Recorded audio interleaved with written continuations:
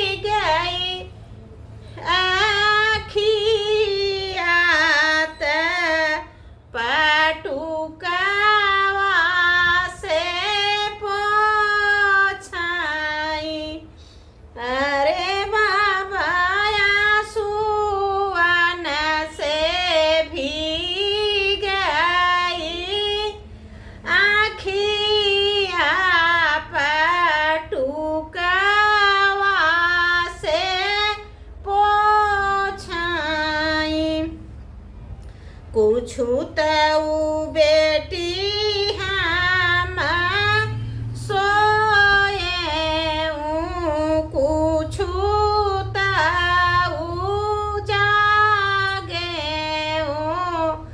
कुछु तऊ जागे बेटी कुछु रे दहेजवा के सोचनी